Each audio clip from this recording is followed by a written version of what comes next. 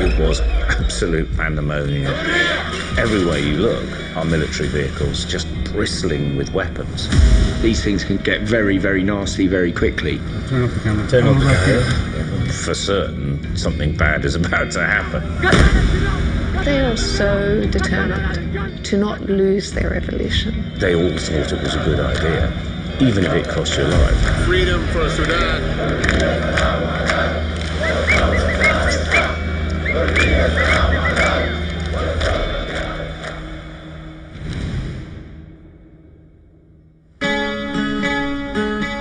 Sudan is a beautiful country. It has an awful lot of oil and it could be really rich. It's just been mismanaged for a very long time. It's had many, many wars. It's had divisions of the country. But the corruption, basic outright stealing by the regime had made the economy tank completely. And so a sort of growing youth movement had begun with demonstrations specifically against the government of Omar al-Bashir. President Omar al-Bashir had been in charge of Sudan for 3 decades. He's an indicted war criminal. He's known for the horrific crimes that were carried out in Darfur, but he was considered pretty much by everyone as unshakable. I can't recall in recent times an uprising like this. People started taking to the streets. As soon as they did, there was a massive military crackdown, and many, many people were killed. A lot of people thought that the protests would just be shut down after a week, maybe 2 weeks. People were shot and killed. It continued. People were injured. It continued. These pockets built and built and built, and the numbers swelled. There was a sort of sense that the international community didn't give a damn about what was going on in Sudan, and it wasn't the case. We were under an awful lot of pressure from people we knew in the country to come out. Please come. You know, you've got to come. It's like, we're trying.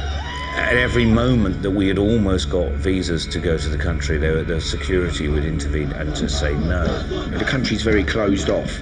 They were resistant to outside press. The best you could hope for was social media. It was really hard to watch this all unfolding from afar. News came through, right, the military had taken over and Bashir, the president, is actually gone.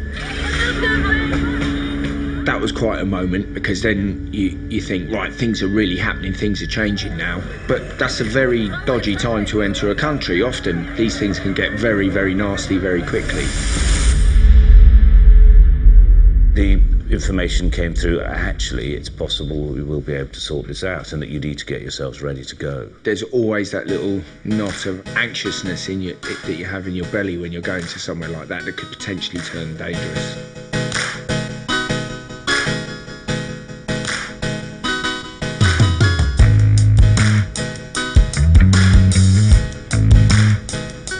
As soon as you get off the plane, everywhere you look are military vehicles just bristling with weapons. This wasn't a peacekeeping force. I mean, they were so heavily armed. We don't know if they're supporting the demonstrators. We don't know if they're against the demonstrators. You think to yourself, this is going to go one of 2 ways. Your instinct is to start filming straight away, but these guys are everywhere. I started to very gingerly lift the camera up and try and sneak a few shots here and there and gauge the reaction. You don't want to be detained by any part of military intelligence or any military in Sudan if you can seriously avoid it. You just have to go by your wits, I suppose, and experience, and hope not to be lifted just because you were actually filming. Some people thought that after toppling Omar al-Bashir down, everything would go quiet, but it didn't. We had one of the protest leaders, Mohammed Naji, in our vehicle with us. And so, you know, his guys at the protest site, the demonstrators, the protesters, security allowed us through no problem. But I did notice there was quite a lot of soldiers sort of standing around. One of them, we could see him start looking at us. I mean, Richie is definitely filming. Within a few seconds, a soldier comes over. For certain, something bad is about to happen.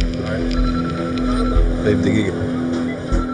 They're all speaking in Arabic. I couldn't really tell what was going on, but it was clear. It was very clear that he was not impressed with me having pointed the camera at him.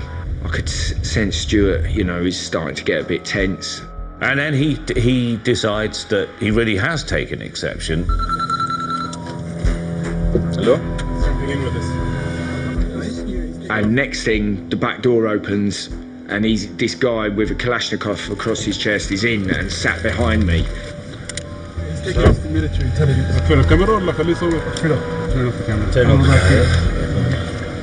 He decides, well, he's going to take us to military intelligence, a place that if you normally go to, probably you'll come out of, if you're lucky, days later, maybe never at all. I mean, this was not a good place to go. Once we were in the military HQ, there was a load of soldiers in this room, and still didn't know what was going on. But then I started to see the odd smile crack, and then you can feel the tension just going down. I was like, oh, right, I think we're going to be all right. Once they were satisfied with who we were and what we were doing, we were out and sent on our way. Normally, that would have been a very, very long and difficult experience. You'd have been stuck inside and probably in an awful lot of trouble. So that was probably a really good indicator to us then, that things are actually different. Because that would never have happened just a few years before, a few weeks before, a few days before, maybe even a few hours before. That would never have happened.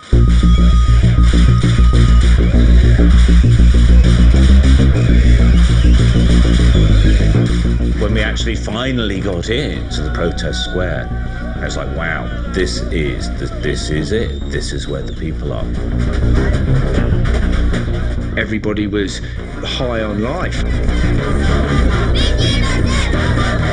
And this crowd was just phenomenal. And everywhere you looked, there were people, and sometimes they were in groups chatting, sometimes they were singing, sometimes just banging.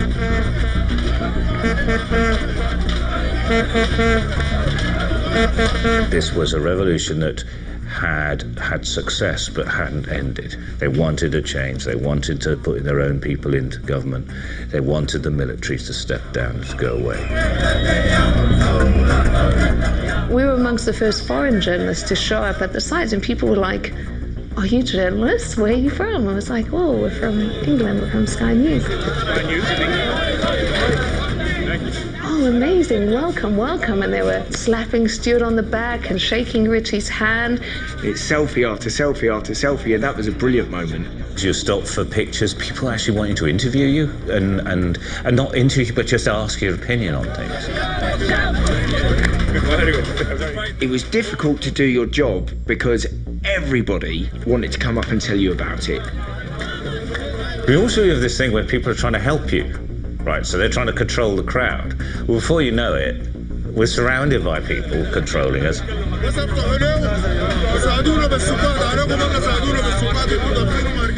Everybody wanted their picture taken, so whenever I pointed my camera to get general shots, I would have a cluster of people instantly dive in front of me, and that shot would be just obliterated. I remember there was one instance where I was actually trying to make quite a serious point about what was going on. Well, the ups and downs of this revolution have been absolutely remarkable. A couple of days ago, you'd have sworn that... And people would be jumping in all over the place, and you had to keep restarting and restarting. After that, a cabinet is going to be formed. You could get overwhelmed quite easily while trying to speak, and nobody letting you think straight for you long enough. Just keep well back. I'd lose Stuart in the crowd. I couldn't hear him, you know, I just couldn't get the shot, and sometimes we just had to walk away, let it all calm down, work out what we were going to say, and then walk in again and then hit the button and go, right? And you're going to get one shot at it, and that was it, before the same thing happened again. The ups and downs of this revolution have been quite remarkable. A couple of days ago, you'd have sworn all conversation, all negotiation was over, and that this was going to turn violent again. I never thought I would see a crowd and a militia who were the original Janjaweed dancing and singing together. I've only ever seen people really scared, not dancing with soldiers. I didn't think it was possible that that would happen, because in the past they'd been so scary and actually so ruthless and nasty. So you never thought you would see this, right? No. Never? Never. Not in my lifetime. But always in the back of your mind, you don't know that that's going to stay like that.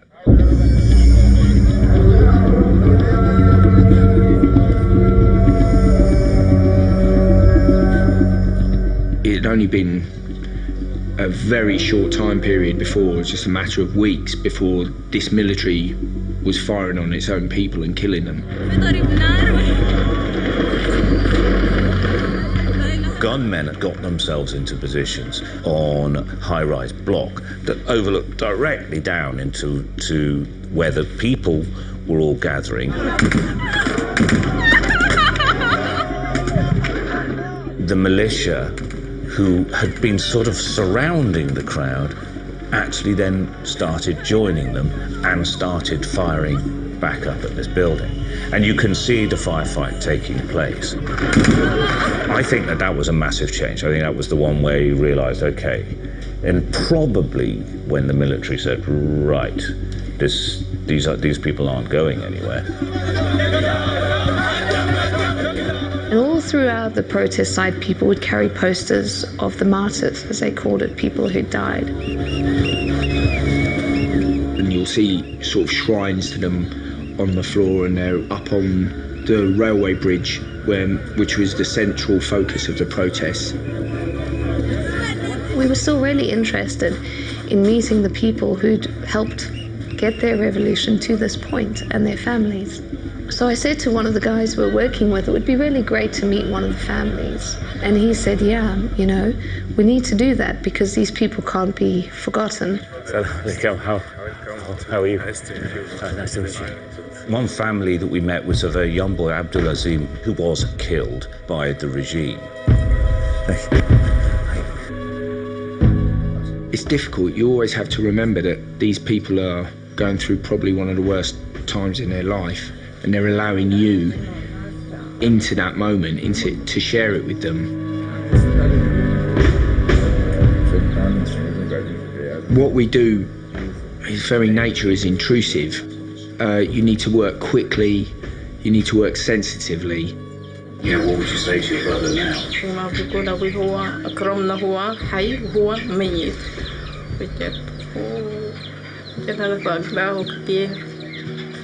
أنا الفيديو شفته يوم الاستشهاد، شفته بالليل من أول ما يعني نزل في ساعة نزل إنه في السوشيال ميديا، شفته على طول.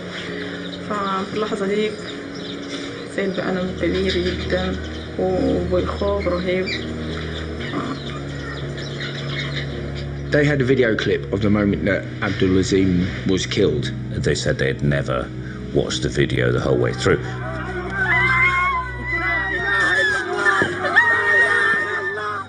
It was harrowing, and he had faced down the Sudanese military unarmed.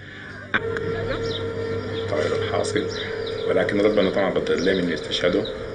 لكن السودان يعني الحقيقة اللي حصلت يستاهل الناس تضحي بنفسها بأرواحها من أجل السودان. السودان يعني وطن غالي بالنسبة لنا، ونحن بنحب السودان، فلازم كان الناس تضحي بكل ما تملك. But not one of them thought that the loss of Abdulazim was a loss. It was his death was worth the revolution. But it explained everything. That's why this could win.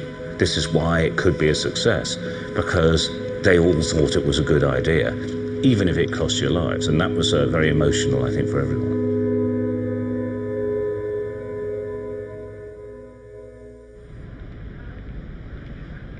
To see the younger generation coming up to support the revolution is remarkable. It's a youth revolution.